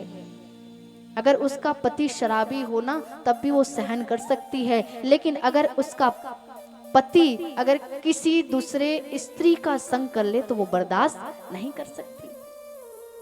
रोने लगी उनकी स्त्री, लेकिन उससे देवराज को क्या फर्क पड़ता है? कुछ फर्क नहीं पड़ रहा है। वो तो शोभावती के सौंदर्य से मुग्ध था। घर में आए, अब अपनी पत्नी के साथ रमण न करके शोभावती के साथ अपने कक्ष में रहने लगा।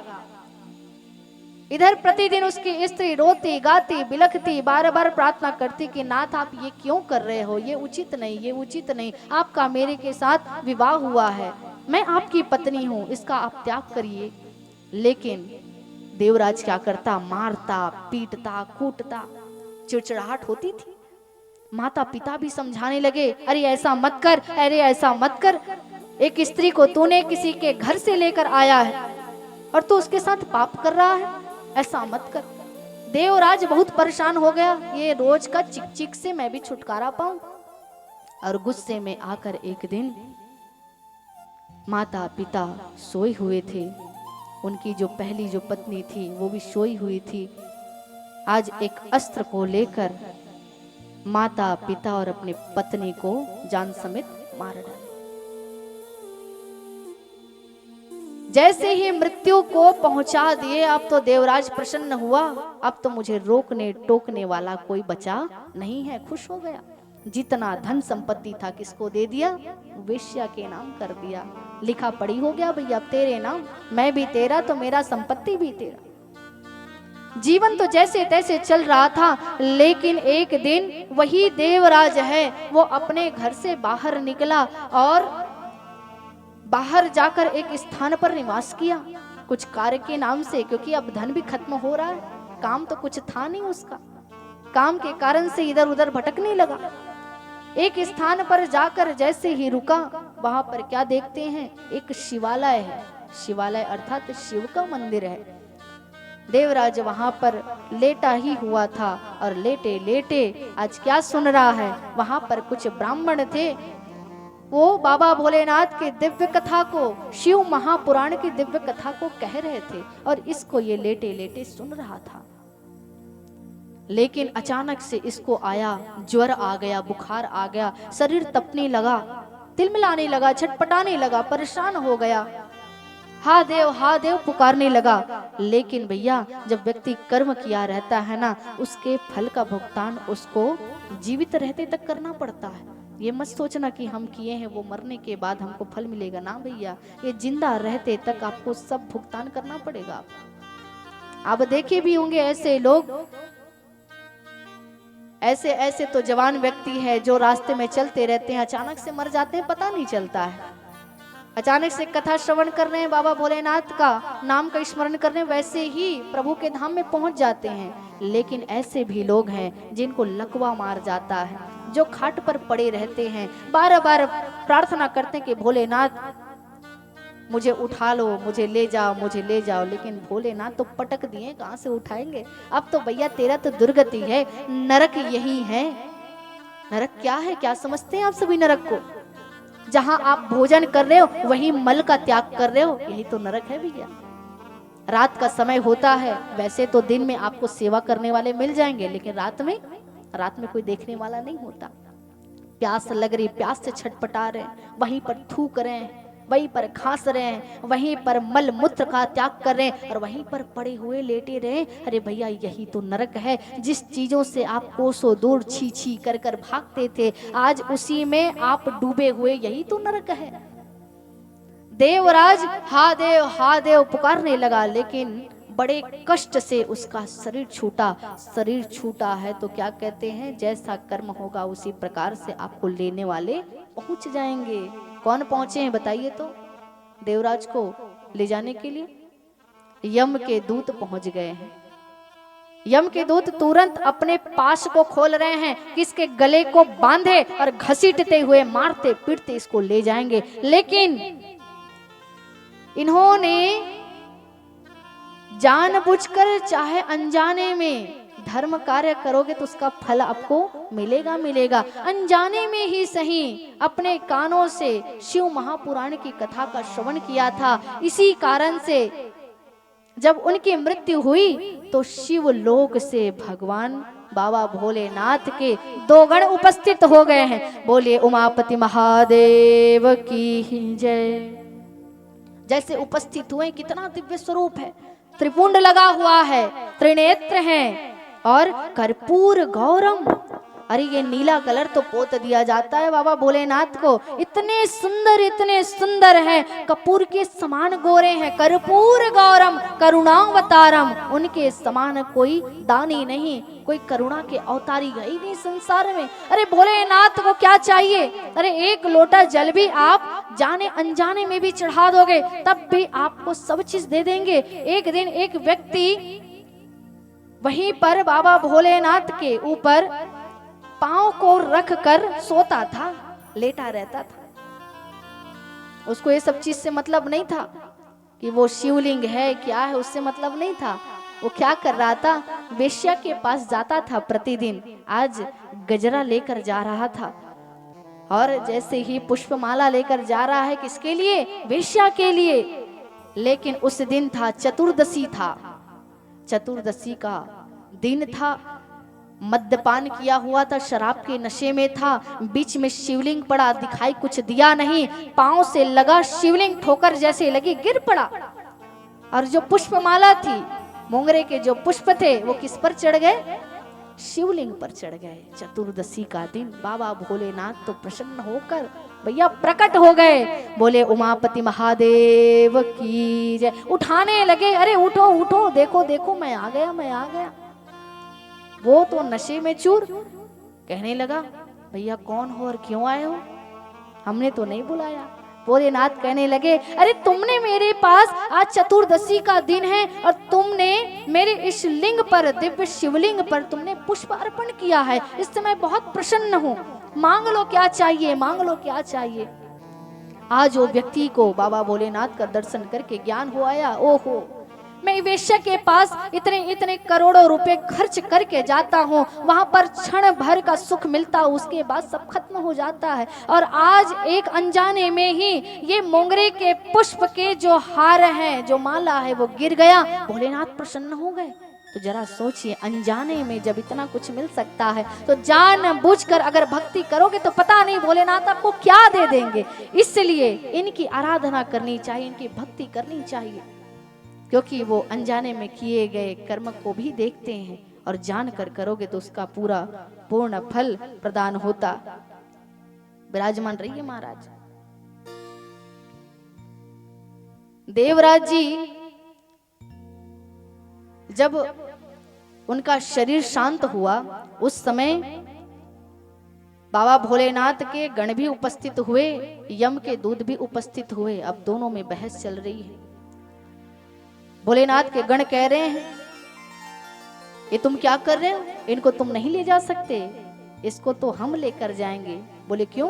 क्योंकि इन्होंने दिव्य बाबा भोलेनाथ के दिव्य अमर कथा का श्रवण किया। और जैसे ही ले जाने लगे, अब दोनों में तो बहुत बहस हुई। अब जब खाली हाथ यम के दूत किसके पास गए हैं? धर्मराज के पास, यमराज के पास गए। यमराज कहने लगे खाली हाथ क्यों आए? देवराज को लेकर नहीं आए? बोले ऐसी ऐसी बात हो गई, क्या करें?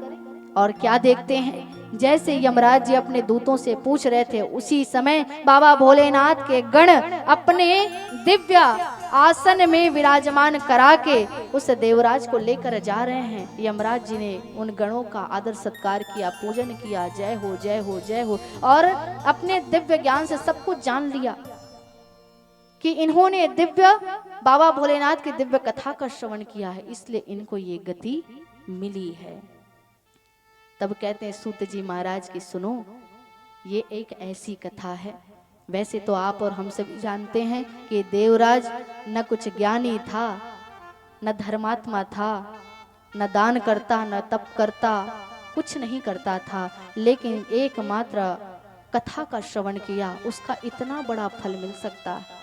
इसलिए आप सभी अगर जीवन में कोई भी पुण्य कर्म नहीं किए होंगे तो कोई बात नहीं, बस बड़े ही ध्यान पूर्वक इस दिव्य कथा का श्रवण करते जाइए। इसी से ही आपके और हमारे इस जीवन का मंगल होना। वैसे तो अधिक रात्रि हो बढ़ी है और शायद कुछ प्रतिबंध भी लगा हुआ है, आचार संहिता भी लगा हुआ है। इस कारण से आज की इस दिव्य कथा को, कथा विस्तृत है बहुत, दिव्य कथा को यहीं पर हम विराम करते हैं। कल की दिव्य कथा होगी जिसमें महात्मा का कुछ चरित्र, कुछ अद्भुत भाग बच गया है। चंचुला की जो कथा है वो कथा हम कल श्रवण करेंगे, और बड़े ही बहुत दिव्य भाव, जैसे शिवलिंग क्या है, शिवलिंग का प्राकट्य कैसे हुआ, इनका पूजन करने से क्या फल की प्राप्ति होती है, ये जितने भी आपको जो प्रसंग बाबा भोलेनाथ से संबंधित है वो एक एक करके आप दिव्य श्रवण करते जाएंगे। इसलिए एक भी दिन को आप चूकिएगा मत। जितने भी लोगों को आप अपने माध्यम से बुला पाए उसको अवश्य ही बुलाइए, क्योंकि आपको तो फल मिल रहा है। अगर आपके माध्यम से कोई व्यक्ति भी अगर यहाँ पर आकर बैठ जाता है तो आपको ब्याज मिलेगा। कितना परसेंट? 25% उसका पुण्य आपके खाते में। हाँ, इसलिए सबको आमंत्रित करिए और आप भी बड़े भाव के साथ इस दिव्य कथा का रसस्वादन करते जाइए। आइए इस दिव्य कथा को यहीं पर विश्राम करते हैं। हम सभी मिलकर बाबा भोलेनाथ माँ पार्वती की दिव्य आरती में हम सभी प्रवेश करेंगे। बोले उमापति महादेव की जय। जय श्री राधे। परिषद जी महाराज, हमारी आवाज सुन रही हो, कथा मंच पर आ जाएं आरती के लिए।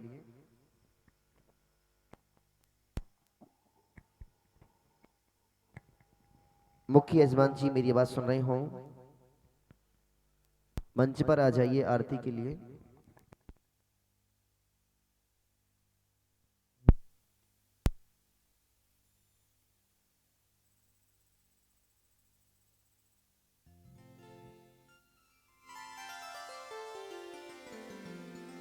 आइए सभी भक्त खड़े हो जाएं अपने अपने स्थान पर।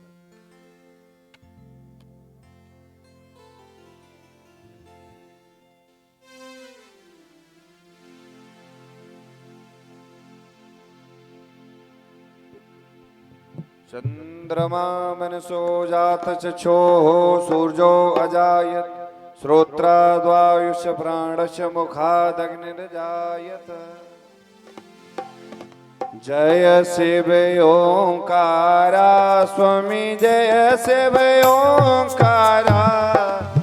ब्रह्मा विष्णु सदा शिव भोले भोलेनाथ सदा शिव अर्धांगे धारा। ओम हर हर हर महादेव। एकानन चतुरानन पंचानन राधे भोले पंचानन राधे। हंसासन गरुड़ासन हंसासन गरुड़ासन दस वाहन साजे। ओम हर हर हर महादेव। दो भुज चार चतुर्भुज दस भुज अति सो है भोले। दस भुज अति सो है।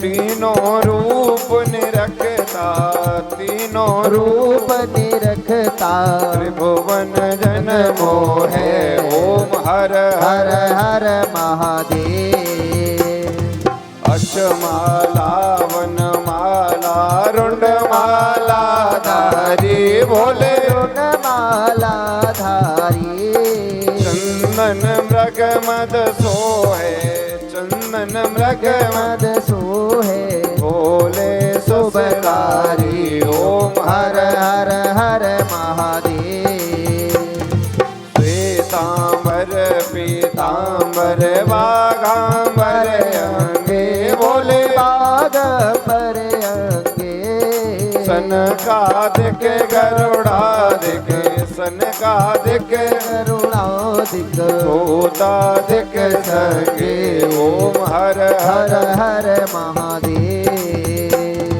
कर के मध्य कमंडल चक्र त्रिशूल धरता भोले चक्र त्रिशूल धरता जग करता जग भरता जग करता जग हरता जग संहार करता ओम हर हर हर हर महादेव ब्रह्मा विष्णु सदा शिव जानत अविवेका बोले जानत विवेका प्रणवाचर के मध्य प्रणवाचर के शोभित ये तीनों एका ओम हर हर हर हर महादेव काशी में विश्वनाथ विराजत नंदी ब्रह्मचारी भोले नंदी ब्रह्मचारी नित उठ भोग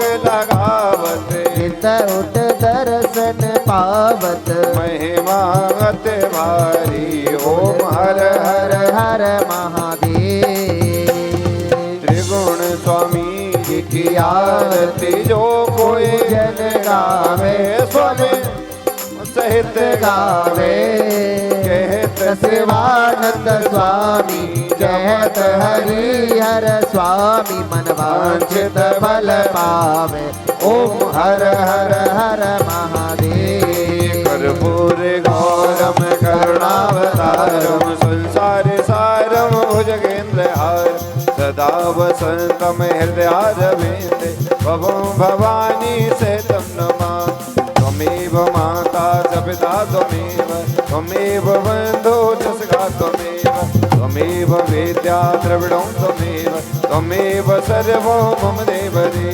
त्वमेव सर्वं मम हरे राम राम राम हरे हरे हरे कृष्णा कृष्णा कृष्णा हरे हरे हरे राम राम राम हरे हरे हरे कृष्णा कृष्णा कृष्णा हरे हरे बोलिए शंकर भगवान की ओम जले